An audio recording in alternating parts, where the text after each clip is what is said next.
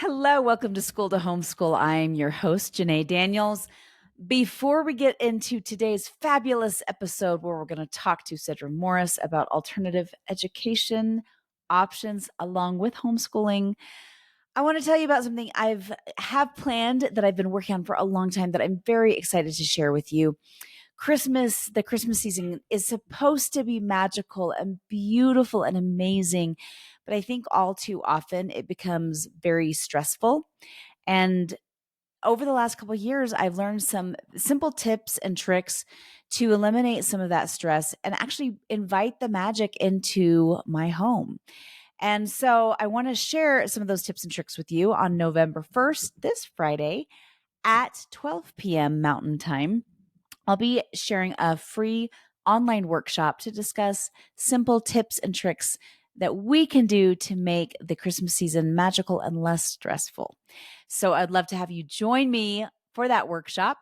And a second thing is I started an Etsy shop with snarky t-shirts for homeschoolers. Now, not all of them are snarky, and I actually only have a very few designs up, but there are more designs coming up and better designs coming. So I'm kind of excited for some of the designs coming. I've been working very hard on them.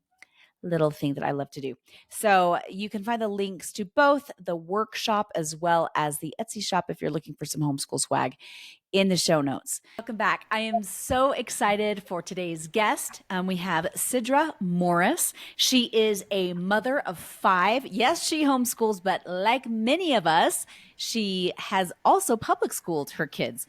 She has 5 kids. She started homeschooling in 2015. She's lived abroad. But there's some special things that she's going to talk with us about today, but we'll get to that. In the meantime, Sidra, thank you so much for coming on and talking with us today. I'm very excited for today's topic. Yeah, thanks for having me. I'm excited too. So let's just start and give a little bit of background on how you guys started homeschooling and a little bit more about who you are. Yeah, thanks. So, yes, I have 5 children, and around when my children were in elementary school, like my oldest were 5th, 3rd, and 1st. We started having, this probably maybe sounds familiar to some of you, but we just started having some things come up. It's never just one thing that kind of pulls you away from the public school. But one for sure that I remember very distinctly was, my 5th grade daughter, every day I'd pick her up from school, she was crying. And I started hearing stories of her eating alone in the bathroom, her lunch, and hiding during recess.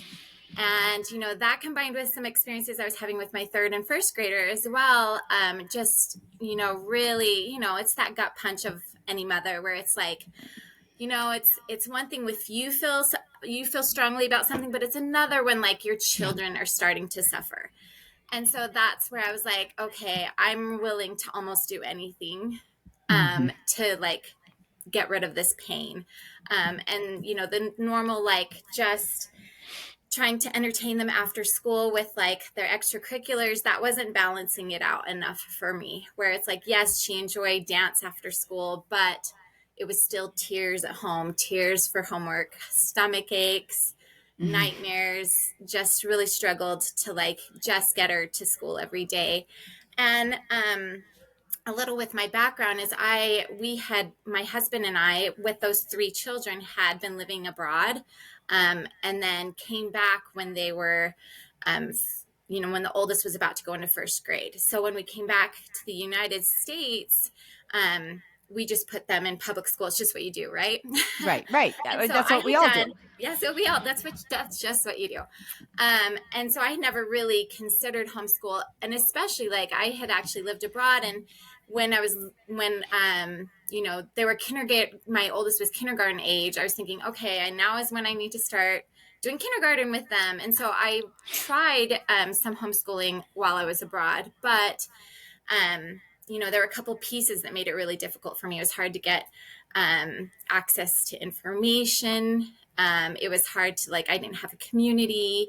And so it was kind of like, as soon as I came home, I was like, oh, phew, like the burden's not on my back anymore. I can put them into school. But yes, fast forward a couple years later, and this is what I was facing. And so, um, we were ready to do about anything to pull them Hmm. out. And so that's when I first started considering, okay, maybe I can do homeschooling, even though I have I have a baby and a toddler at home. Yeah. And so, we pulled them out. And we had found kind of a hybrid program, which some of you may have heard of, which is like, you go a couple days a week and then you homeschool the rest of the time. And that seemed like a really good fit for us. Hmm. However, as that year went on, that first year out of school, as I was learning more of what learning could look like, Hmm. combined with like my own experience teaching abroad, which was like when I taught English abroad, I learned that like kids, if they're having fun and they're in a safe space, they learn really, really quickly. Yeah. I had both taught in Russia and in Taiwan, and kids were learning English like mind-blowingly fast just because they were just having fun with these American teachers for a couple hours a day. And so that really sunk in my heart where I was like, learning can be awesome and can be fun. And I'm a pretty good student, but I love learning. And so seeing my kids hating math, hating school, it broke my heart. And I was like, it doesn't have to look this way. So, yeah. And then my husband and I, we just, as we were talking about it, we're like, well, this isn't a good fit. And learning should look like this. And we couldn't find a program that kind of fit that for us. And so we decided to start a micro school and start our own program that was 2 days a week for homeschool families to Uh-huh. come where their kids could come 2 days a week and have fun learning. So that's a little bit of my background. Okay, so let's talk about this because there's co-ops, Mm-hmm. which are parents getting together and teaching and doing different subjects and things like that, and they're pretty freelance. What's the difference between a micro school and a co-op? Yeah, that is such a good question. And really, like micro school, when we started our school in 2016, this I didn't even know that name. Didn't even I like wasn't aware of that name, micro school, and so we didn't even know what we were creating. We Yeah, were just creating. you're just We called creating it it. a private school. We called it private program, an education service. We had all kinds of fun names for it. But this term micro school is kind of becoming a buzzword since COVID. Hmm. And sometimes there's some blurred lines between what a co-op is and a micro school. There's, some people think, oh, they're one and the same. For me, though, my personal opinion is micro school is kind of more of a private, small school. Hmm. Whereas co-op, so a private small school has some of the things you would expect, which is more, it's a drop off where you drop your child off. There's an actual like teacher or a guide or an adult in the room that Hmm. you are trusting them to. And then you come back at the end of the day and pick them up. Um, but a co-op looks a little bit different because usually a co-op is a group of parents that are in it together. So it's not necessarily a drop off situation. You are actually taking turns teaching. Um, and so, it's a lot more, especially for the parents who are working or, have other like small children, it's a little bit more Hmm. parenting intensive. So some parents, yeah, co-ops work really great because, they really want to be involved. They have the time to be involved. They have the ability to be involved. And so it's just, yeah, them and a group of other moms or dads, taking turns teaching a lesson, once or twice or 3 times a week or whatever they decide.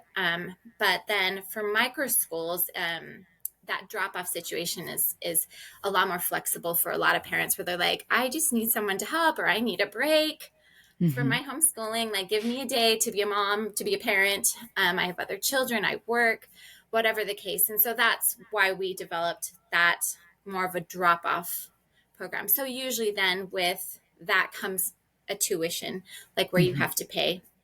versus like a co-op where everyone instead gives their time instead of more of a payment.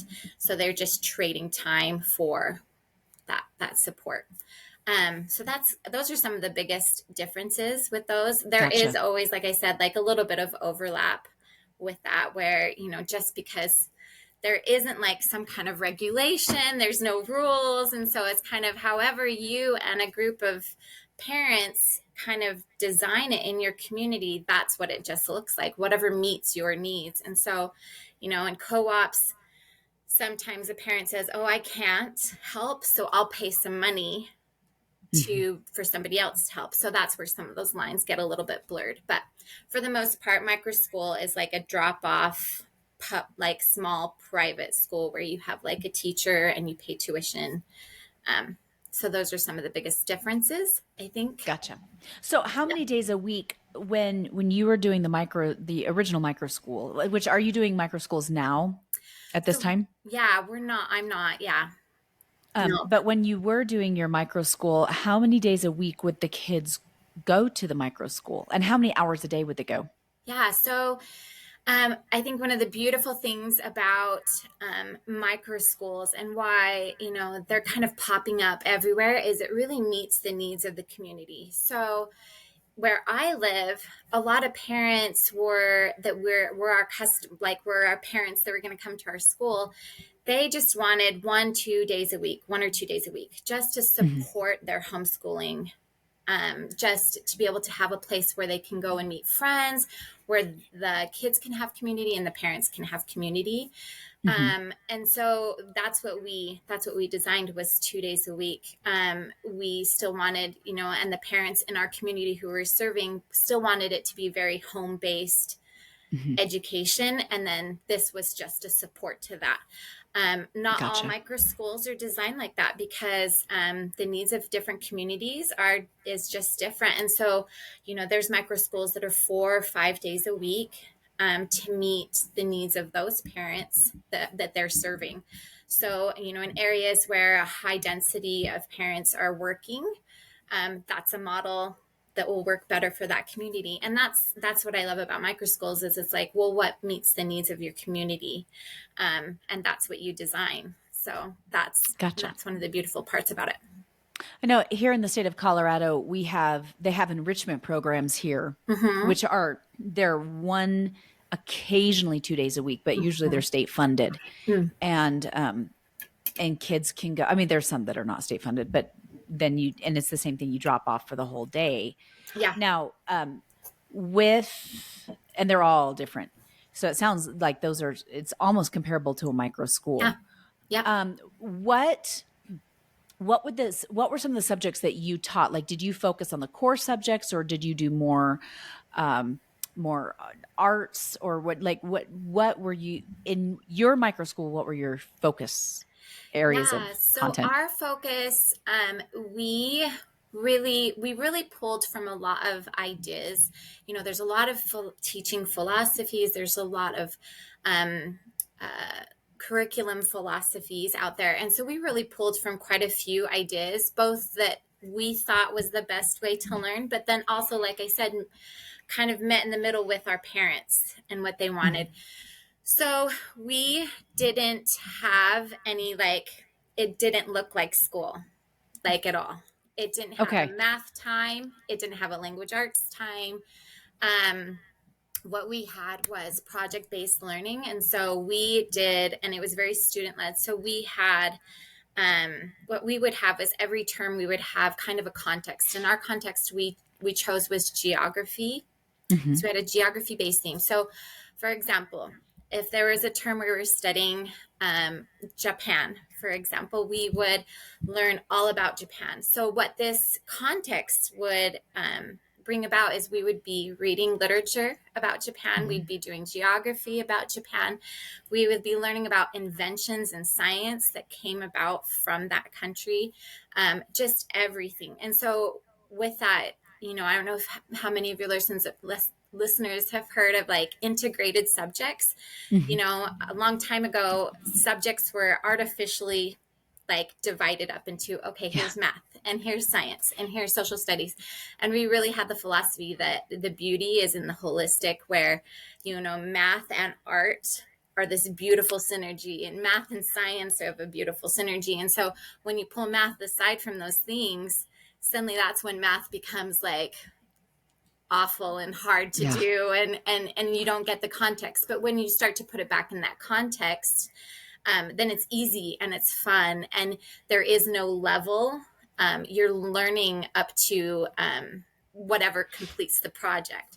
So for example, we had a term where we were studying Viking. So not only did we do geography, but we also sometimes honed in into a period of history. And the kids requested Viking units, so we did Vikings. And in that unit, the kids decided to do one of the projects they did was a Viking shield. And so within that project, then, they were learning about runes and like the symbols, and what the like where the Vikings traveled to, the warfare, like how they lived. And so that involved a lot. But one of my favorite projects was the shields, where they had to then do a lot of math to learn, the circumference of a circle and to find the exact center of a circle. And there's kids where it's like, oh, that's not necessarily what they were learning. We didn't have grades. We had very multi-aged mixed learning. And so they would just learn it because it made sense, because it was within a context. And they learned it really easily, and they learned it really fast. And so that was our focus for the 2 days that the kids were with us. And they were there, 9 to 3. We had a full hour. We were across the street from a park. We had a full hour where we went outside, because nature was important to us as well, where they just could free play and be outside and have fun and be kids. But yeah, for those 2 days, that was their focus while they were there, was those projects where within that project, they were learning math, and they were learning, like, studying language arts. They were studying science and social studies and all the things. But it was within a fun context. So we never heard, ugh, why do I need to learn this? We never heard like, oh, this is boring or anything. What we heard was kids who would protest Christmas break, because they're like, why do we have to take a Christmas break? We want to be here every day. And, parents that would tell us, their kids, even when they were sick, they had to force their kids to stay home when they were sick, because they were so excited to come to school. So that's the program that we kind of created. So then at home, what we encouraged the parents to do was, okay, now, there are skill building things. And this really left a lot of space for the parents then to, if grammar was something that was important to them, that they could work on their grammar at home those other couple days a week. They could work on their times tables and things.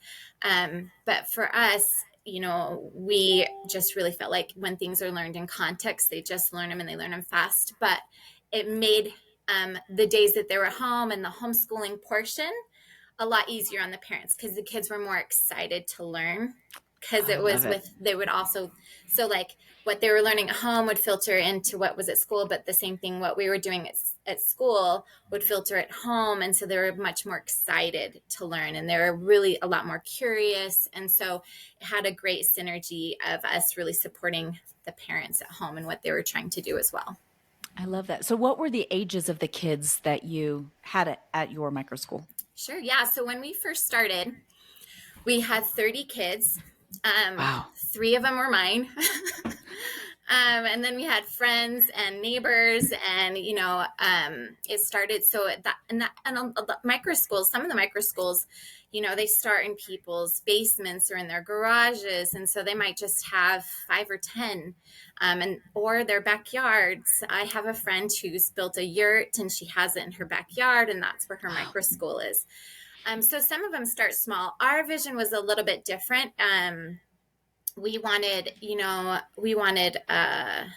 like a bigger program. So for our first year, we started at 30 kids. And then we divided them up into kind of their developmental stages. So we had the 5 to 8-year-olds together, the 9 to 12-year-olds together, and then the 13 plus together. And then as we grew, we we, in the next couple of years, we grew to our max of like, we had like a Monday, Wednesday program and a Tuesday, Thursday track. And so the Monday, Wednesday program had about 60 students. And then the Wow. Tuesday, Thursday had about 60, plus students. So for the full week, our total amount of students was around 130, 140. But in each day, like we just had, we had 60, but that meant like we had two 5 to 8 year old classes, because we kept one of the things people love about micro schools is the teacher to student ratio is more developmentally appropriate. So the 5 to 8 year olds, we didn't have more than 10 or 12 kids to one teacher, and even with an older teenage aide helping out. And so the ratios were a lot more developmentally appropriate.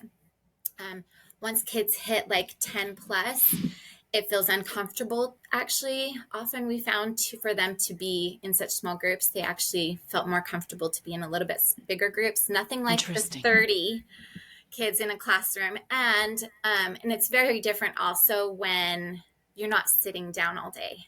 Mm-hmm. So we would only have about 20 kids per class in the like 8 to 12 and then the 13 to 15 range.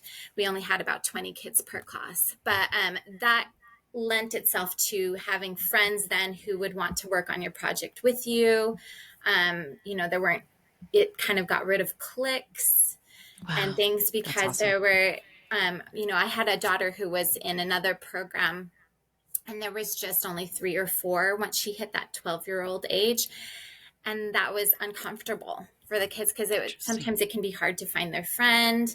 That stage is really a difficult stage. And so, they can find a little bit more safety, a little bit with numbers, and they can find their people. Plus, like, if you're not sitting all day, you don't start having the developmental problems and other things that big classrooms have. So anyway, so it was actually a really beautiful thing of just a bunch of kids wandering around our school, like building stuff. And so it was a lot of fun. Where did you start it, and then where did you fit 60 kids? Was this in your house, or did you have to get a space? What did you do? Yeah,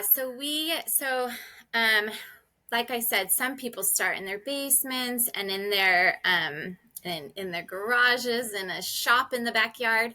We had kind of a different vision. This is the vision that we actually had for our school. And so from the get-go, we got this space, and then we kind of were like Field of Dreamsing it. I don't know if that's above if anyone's seen that movie. We're like, if we build it, they'll come. You'll come. Yeah. And so we had the space first. So it was a light industrial space. Mm-hmm. That had both rooms that could work for the small kids, where they would feel comfortable in a cozy, cute little, kind of classroomy looking, like Montessori looking room. But then we had a big shop space that was just concrete floors, tools, where they could just build, they could spill paint, and that it wouldn't be a big deal. And so it was, and then we had 2 floors. And so I had my little office upstairs and stuff. So it was a little bit bigger. Like, it was on the big end for what people would consider a micro school. But yeah, so we had a bigger space. I'm trying to think of the square footage. It was about 4,000 square feet. Oh, wow. That's quite large. Yeah. So, picture giant, like, a big shop space with like a big garage door that could open, and we could take big projects out and stuff. And so we wanted a space that didn't limit the kids' imaginations, and so that they could build as big of things as they wanted to build. And they could create as big of things as they wanted to create. And so, at one point, the kids, when we were studying Africa, said that they wanted to make model animals, like a safari, and that every term, at the end of those terms, we would have all the parents come, and we kind of have an exhibition show celebration. And they knew that this was the process. So we're like, okay, what do you want to show your parents? What do you want to show at the end of the term? And so they're like, okay, we want it kind of like a safari to take the parents through. And so, we as adults were like, we just kind of have, no matter what, we kind of have a limit to what we think can happen. So we're like, oh yeah, model animals like 2 feet high maybe, and they're like, no, life size. So we had to put we try to be a yes school. So we're like, okay, let's see how we can make that happen for the kids. But like we had to put the kibosh on a life-size elephant that wouldn't have fit, but they did build a life-size giraffe that was like 16 feet tall. And the reason, and these were like 9 to 11-year-olds. And the reason Wow. why is because it's like we really embraced failure. And so they Yeah. really had to do really tough engineering to try and figure out materials that were strong enough but light enough to be able to, have in proportion a neck that wouldn't tip over the whole animal. And, there's a whole process that they had to go through. So we wanted to support that. So yeah, so we had that big space that would allow those kinds of things and those kinds of projects. And, we'd put on plays there because the kids wanted to do plays sometimes and would create big fun things. So we wanted a space to be able to have that. To accommodate that. Yeah. How long? Okay. Well, a couple questions. Yeah.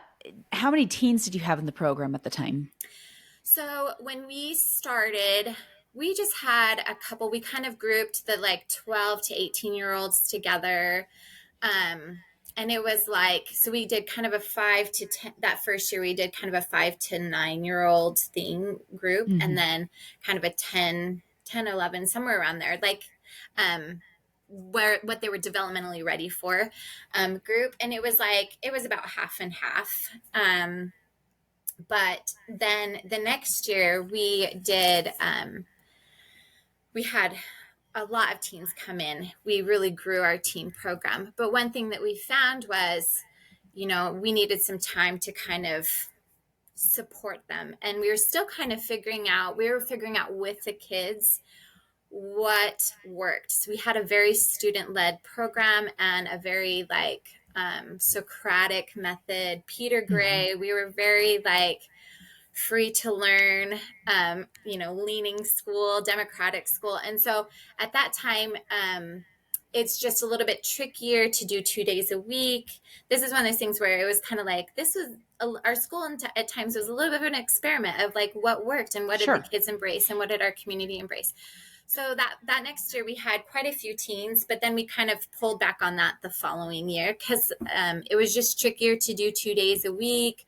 And especially if they hadn't kind of grown up with having so much freedom in their education and choosing their education. And so, yeah, and how we kind of made it from then on for the year 3 and then on was we went up to, through 9th grade ish. So about 15.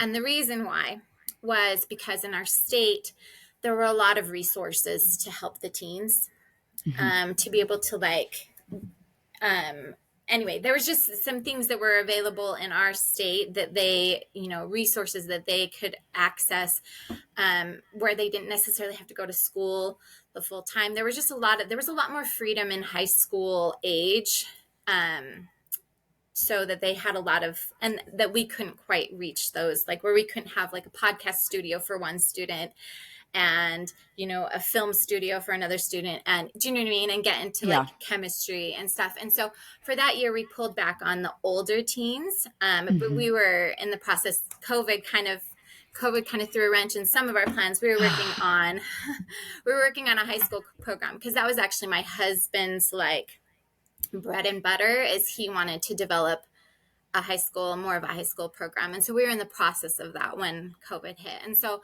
as it is now, we handed this program over to one of our teachers, 2022. So a couple years ago, and it's still the kind of K through 9th grade, like 5 to 14, 15 program. Gotcha. Yeah. What made you decide to step out? So it was a lot of things, just, all of our lives were a little bit topsy-turvy with COVID, but, yeah, just things had switched with our family's personal circumstances and stuff, during that time.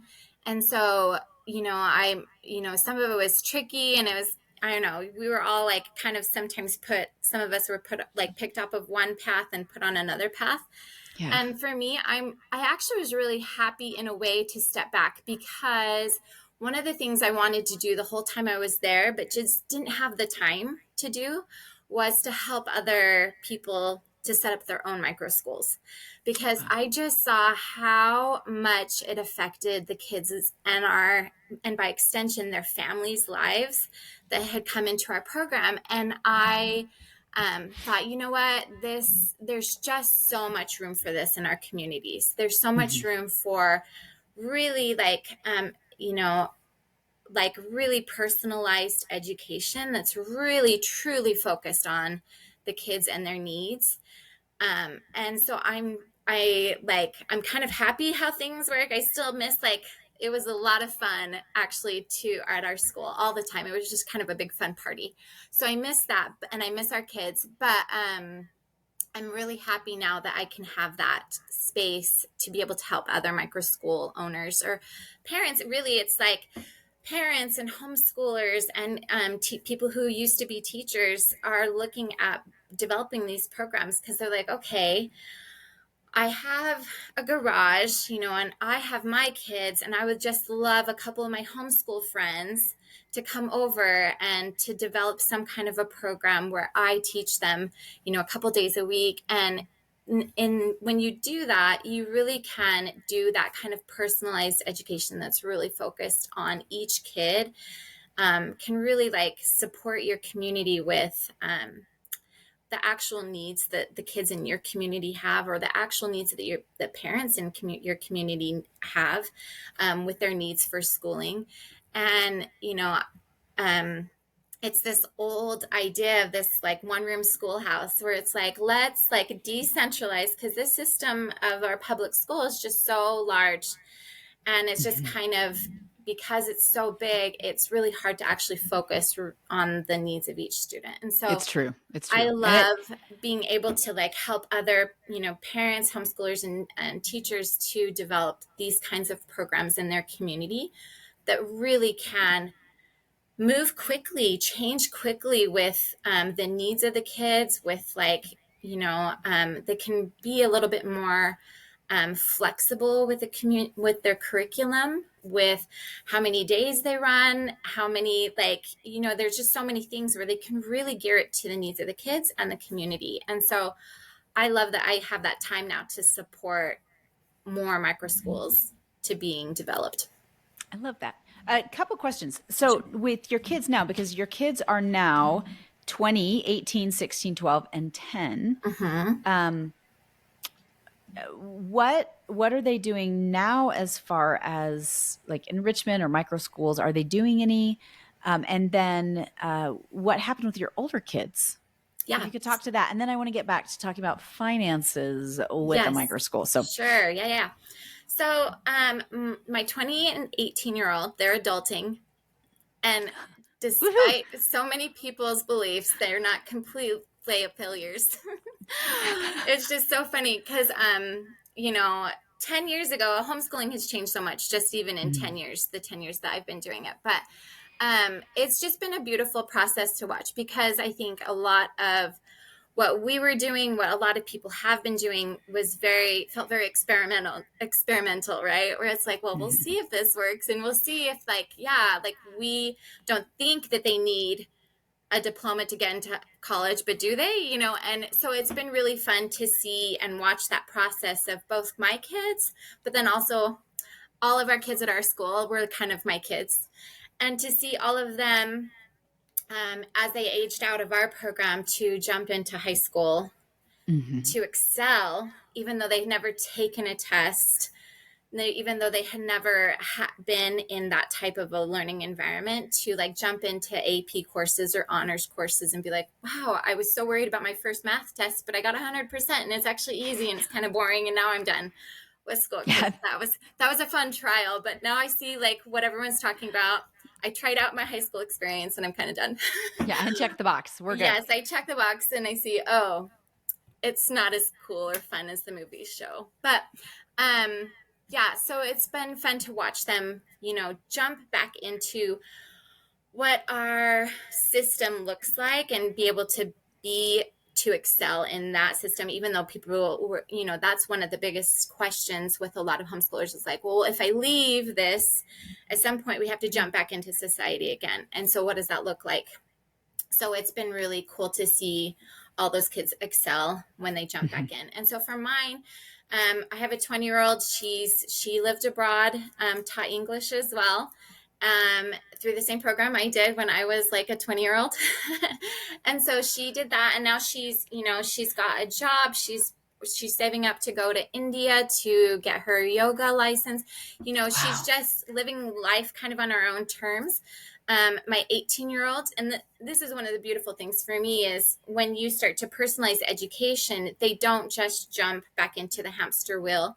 They see things differently, where they're like, well, that's true. I don't know if college is the right thing for me. And so like my 20-year-old, where she's like, I'm not sure yet if that's the right thing for me. And so she's, living life very differently and looking at it very differently. My 18-year-old, she wants to be an architect. And so she's going the path of being an architect. And so she got a full ride to college with scholarships. So she's almost being paid to go to school. She when we came back from COVID, they really wanted to jump into high school against my wishes. But she finished, that 18-year-old finished high school in 2 years. Wow. Was number one in her school, like had the highest GPA, got full ride. So she just started college this year. My 16-year-old, he jumped in because his older sisters jumped in to school. And after he had like kind of aged out of our program as well. And so, but same thing, he's about to graduate. He's thinking of graduating early. He's starting a fashion design program. He's only 16. So they just kind of, it's funny because almost across the board, when kids have been raised with a very like personalized education, even if they jump back in, they're not in the hamster wheel. They're almost like flies on the wall watching a social experiment. And so even though they jumped in, they were really good at saying, okay, what's beneficial to me and what do I just leave there? And so they took what was available in the community, in the school or in the community, and said, okay, this is beneficial to me. This helps further my goals. And then they left the rest. And so they just look at education very differently. And I think that's one of the things I love. So my 10 and 12-year-old,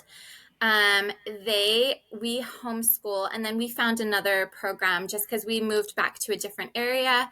We found a program that's, similar to what we want, and that they just go for a day and a half. Because like I said, my daughter wanted friends once they hit a certain age. They're like, okay, I need someone to hang out with. But it still met our goals with what they're learning. And so they're in that. So they're doing a hybrid program that's a day and a half a week. And then the rest of the days they're homeschooled by us, which is very like, we read books, and my son does a YouTube channel with my husband, and we climb mountains, and we are very, we have a very different outlook of what like school looks like. So, it's fascinating to me because it doesn't matter, like no two homeschools ever look alike. Absolutely. And I look back in the public school system and it looks almost identical. I mean, the classroom setting, and they have there might be little differences within the schools. Like, okay, this one has,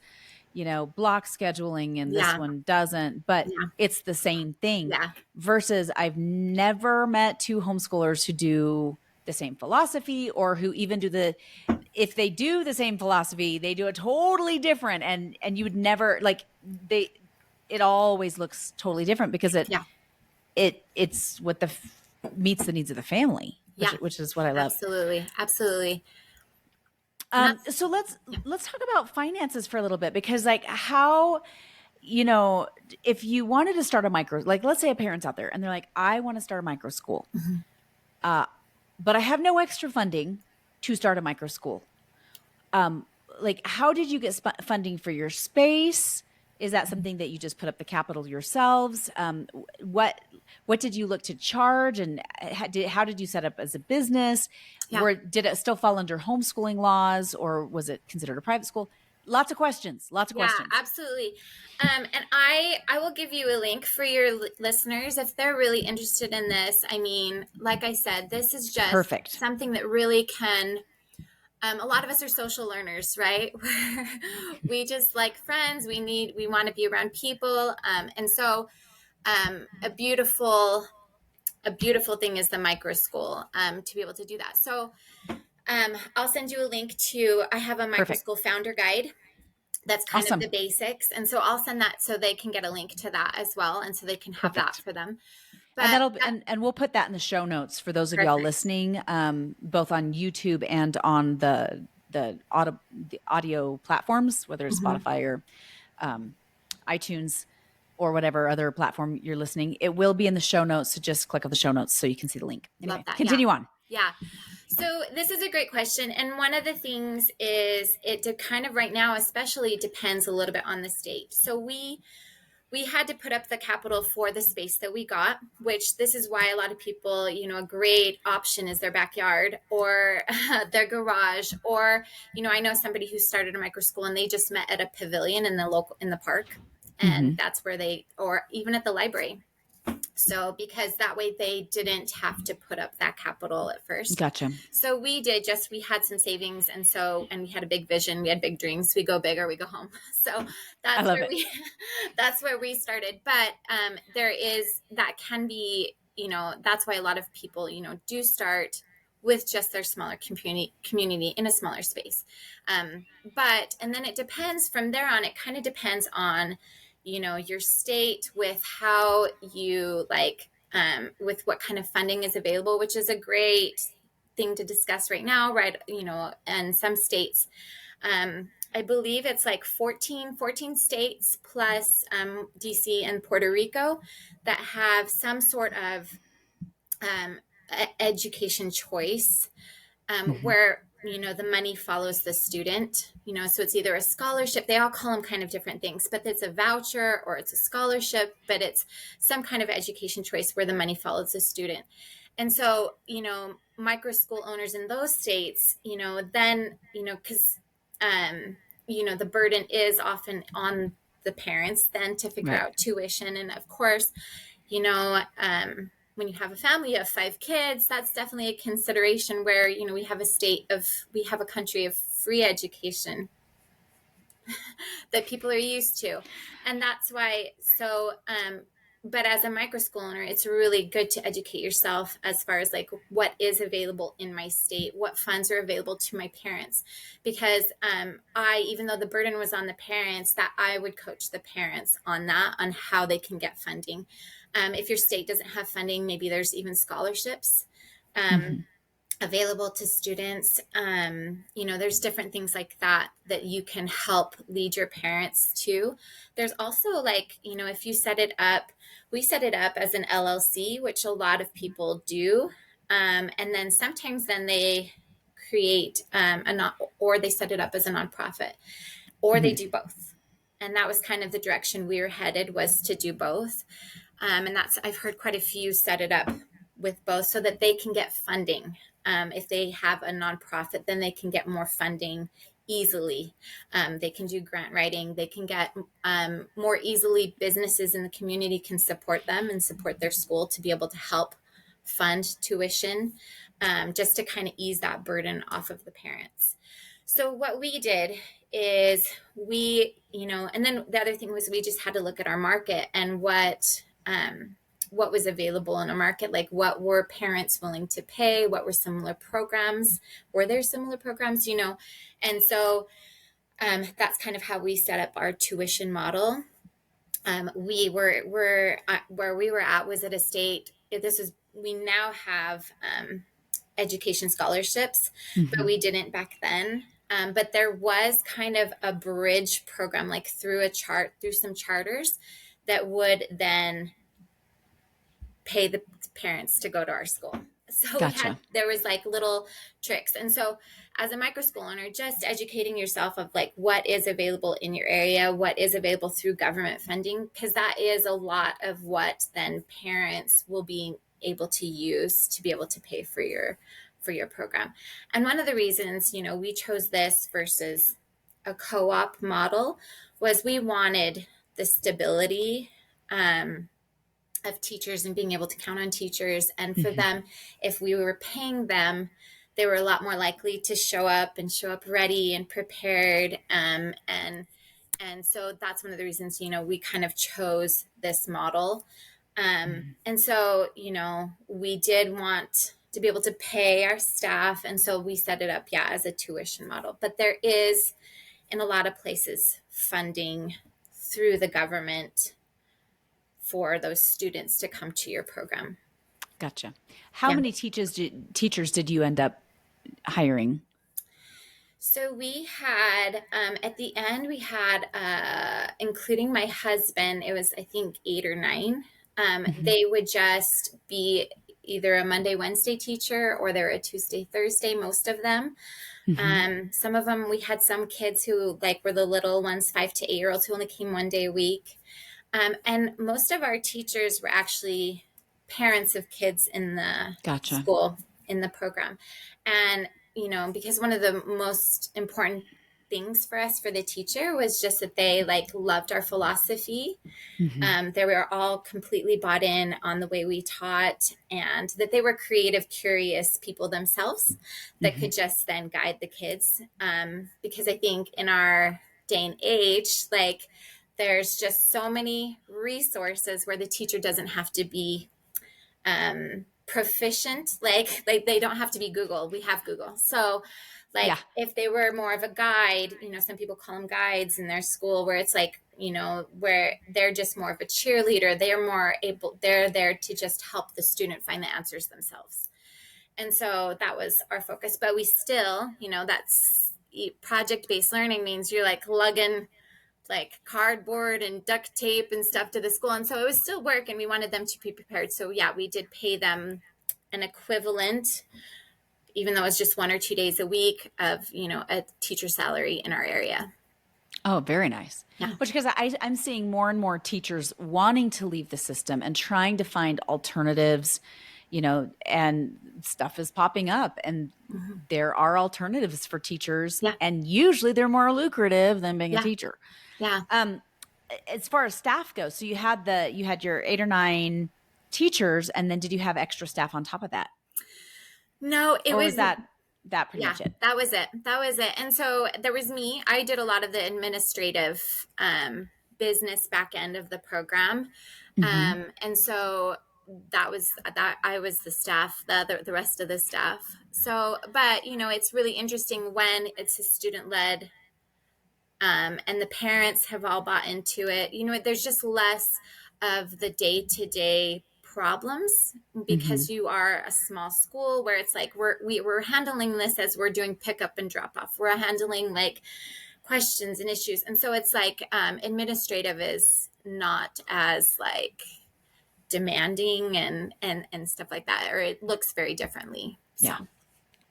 yeah. And then as far as uh, did you and your husband have to work other jobs, or was this did this become your livelihood? Yeah, such a good question. So, all right, okay, and I want anyone who's thinking about this to keep in mind that we bought a 4,000, we leased a 4,000 square foot space.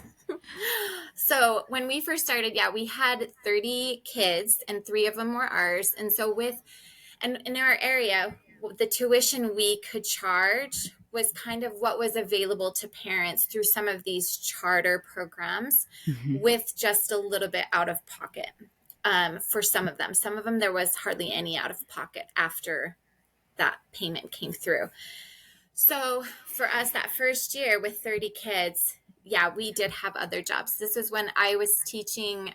So at the same time, I was teaching online a college class Hmm. that first year. But we also had the room to do that, because with that many students, we only were there 2 days a week, 2.5 Yeah. days a week. So then we had space to do some other jobs. But that was kind of how we got through our first year, to make ends meet. But then after that, just with our model and how we kind of set it up, but after that, it paid for itself for sure. And then Hmm. we had a salary to come, not a great one, but like we had a salary. It's education. The education field's tricky, but we had money, to meet our needs and stuff after that first year. But it is all in how you set it up, and if you're at the park in a pavilion, if you're using your space that you already own, or even a friend, a shop on a friend's property. I know some micro schools do that, where someone in their community has given up their space, some of their space for the micro school. So if you're using something like that, you can cut your overhead. Plus, there is a lot of beauty with if you're in some of those states where there is some of that education money that's now following the kids.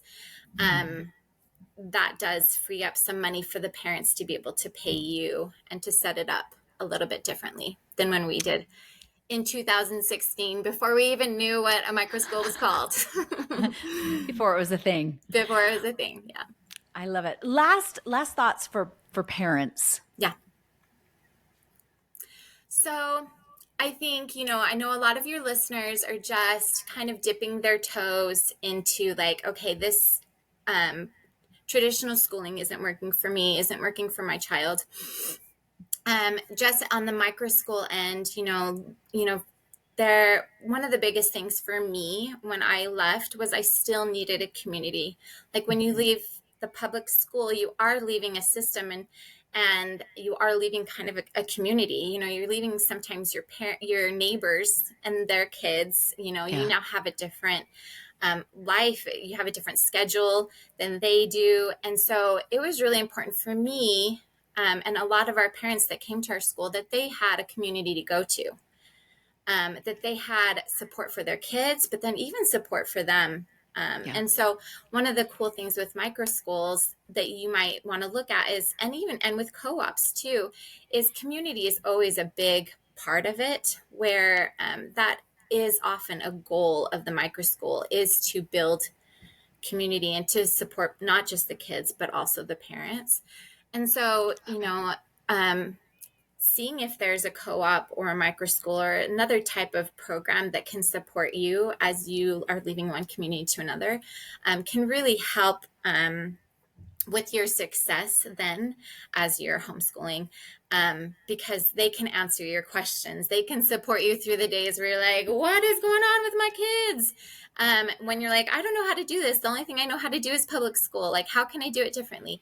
Where they can really support you through that whole process. And so, looking for that kind of co-op or micro school in your community is a good way to go. And if you can't find one, like creating one might be an okay idea, even if it's just a Thursday after school where like even some of their school friends from their old school can come by and you can do learning together, but you're creating some kind of a space that's a safe learning space for your child to learn in a fun, safe way. It's something to think about, and it doesn't have to be a 4,000 square foot place. You don't have to have like multiple jobs. It doesn't have to look like that. Like I said, there's ones where it can be set up a lot more simply and a lot more cost effectively for you. So something to think about. I love it. Sidra, thank you so much for taking the time to come on and share your experience leaving the school system, as well as setting up a micro school and all the ins and outs of that. For you listeners, if you want to learn more about micro schools and how to set one up, because you might have to be the one who takes the bull by the horns and do it, more information is in the show notes, as well as that guide that Sidra has put together. So thank you so much. Mamas and papas, you're doing so much better than you think you are. You got this. We'll talk next week. Thank you so much. Thanks again, Sidra. Thank you. Thank you, Janae. If you enjoyed this today, please like and subscribe. You could also join our private Facebook group at School to Homeschool, or sign up for our newsletter at www.schooltohomeschool. Have a great day.